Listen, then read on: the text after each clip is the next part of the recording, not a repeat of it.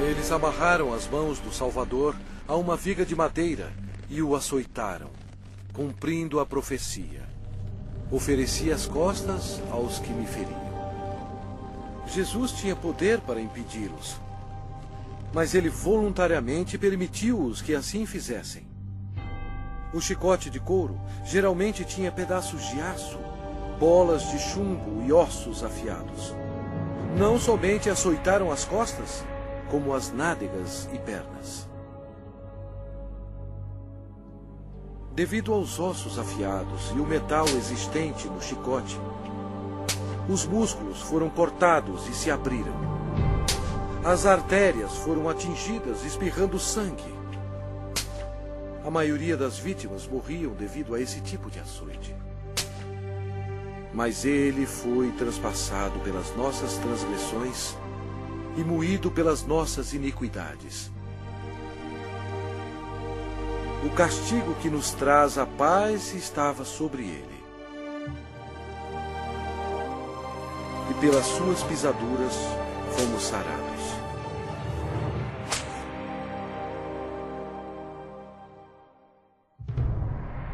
Lembram-se quando Deus amaldiçoou a terra com os espinhos devido ao pecado? Os soldados fizeram uma coroa de espinhos venenosos e enfiaram-na em sua cabeça, causando dores terríveis, inchando e sangrando. Jesus levou sobre si os nossos pecados. A coroa de espinhos simboliza o horror do pecado. E eles, despojando-o das vestes, cobriram-no com um manto escarlate. Eles puseram na mão direita um caniço, e ajoelhando-se diante dele, o escarneciam, dizendo: "Salve, Rei dos Judeus!" Cada soldado presente atingiu Jesus na face com os punhos deles, sem piedade, e bateram na sua cabeça com o caniço.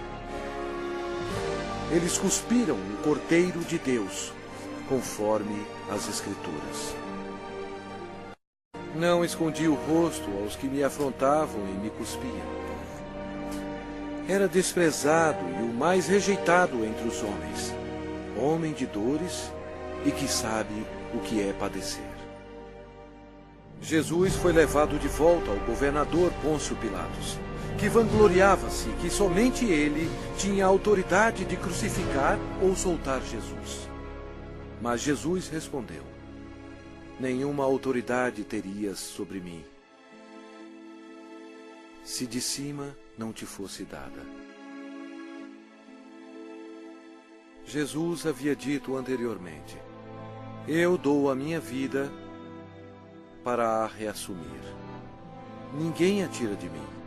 Pelo contrário, eu espontaneamente a dou."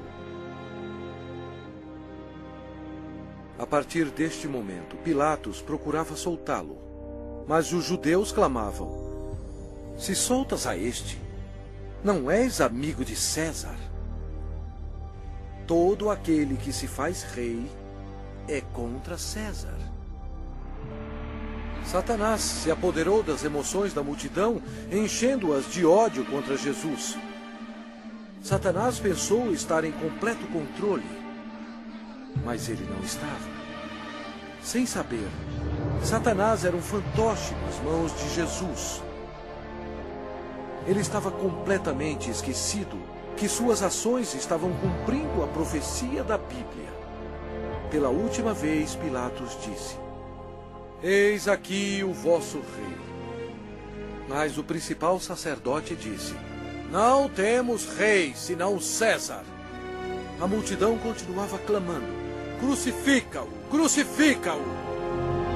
Quando Pilatos percebeu que havia perdido o controle da situação, ele tomou a água e lavou as mãos perante o povo, dizendo: "Estou inocente do sangue desse justo."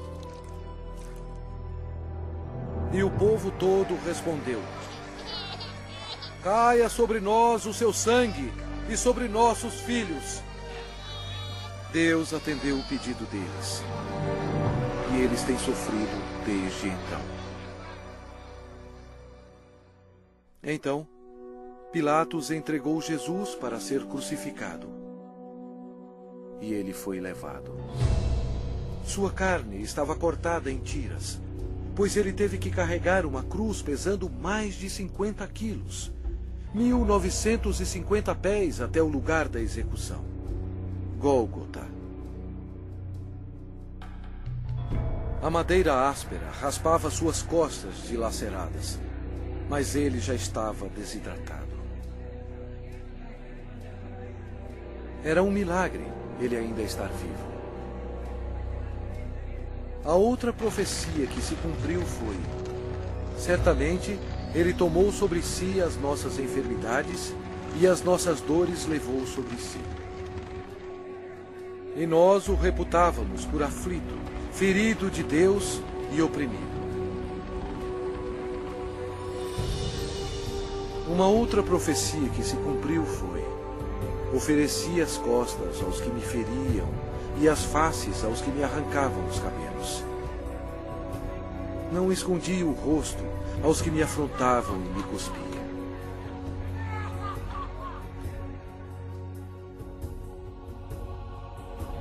Deus deixou o céu por amor e piedade, a fim de carregar os insultos, mentiras e ódio de sua criação,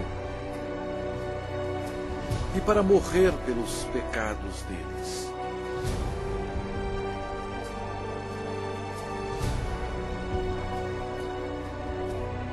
Os anjos observaram aterrorizados. Agora sua face era cheia de tecido rasgado. Os espinhos causaram muita inchação e uma infecção dolorosa, estando quase totalmente cobertos de carne inchada, que ele não parecia mais como um homem. Centenas de anos antes deste acontecimento, o salmista profetizou essas palavras sobre o Senhor Jesus. Cães me cercam. Uma súcia de malfeitores me rodeia. Transpassaram-me as mãos e os pés. O próprio Jesus disse: e eu, quando for levantado da terra, atrairei todos a mim mesmo.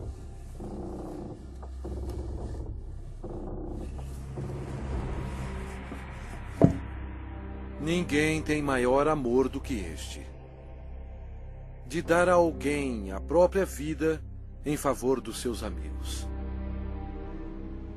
Com ele crucificaram 2 ladrões, um à sua direita e outro à sua esquerda. E cumpriu-se a escritura que diz: com malfeitores foi contado. Os soldados disputavam as roupas do Senhor. Jesus, tão bom, foi humilhado, tendo sido desprovido de suas vestes e desnudo perante o mundo. Jesus olhou para os seus torturadores e orou: Pai, perdoai-lhes, porque não sabem o que fazem.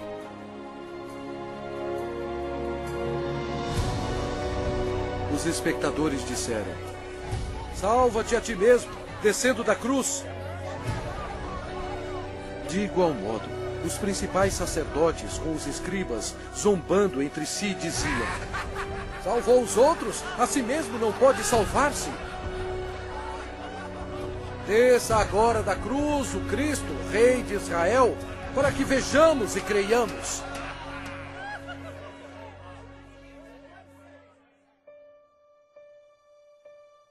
O horror da crucificação foi descrito em termos médicos por um médico qualificado que disse: esta foi a morte mais agonizante que um homem podia aguentar. Ele tinha que se ajudar para poder respirar. A dor pungente causada pelos cravos, atingindo o nervo mediano nos pulsos, espalha pelos seus braços, indo para o seu cérebro e descendo pela sua coluna dorsal. O cravo, penetrando através dos nervos entre os ossos metatársicos do pé, sacode seu corpo ereto. E os músculos da perna se convulsionam e jogam seu corpo para baixo, remetendo-o contra a cruz. O ar é aspirado, mas não pode ser exalado até que a formação de dióxido de carbono nos pulmões e na corrente sanguínea estimule a respiração e assim alivie as contrações dos músculos. A vítima é destruída pela exaustão, choque, desidratação e paralisia.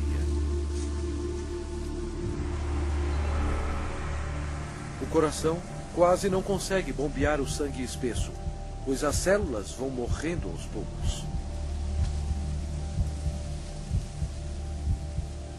Nossos pecados levaram Jesus Cristo para a cruz.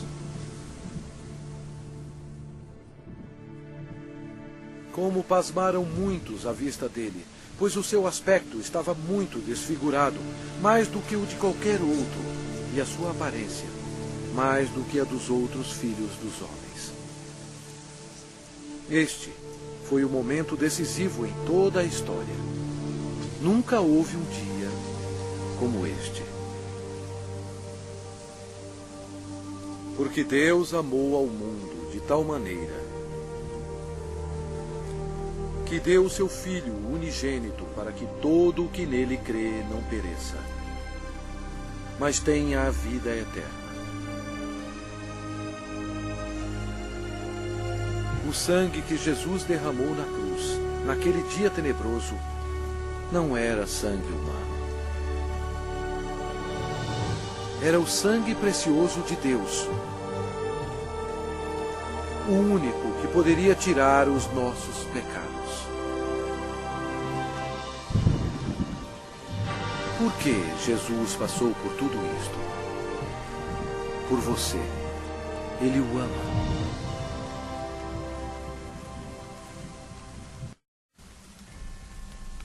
O céu se tornou escuro, pois Deus Pai não podia encarar o pecado.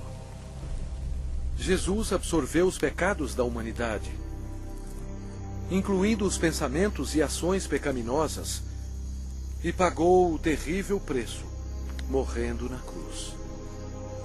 E Jesus clamou em voz alta: Deus meu, por que me desamparaste?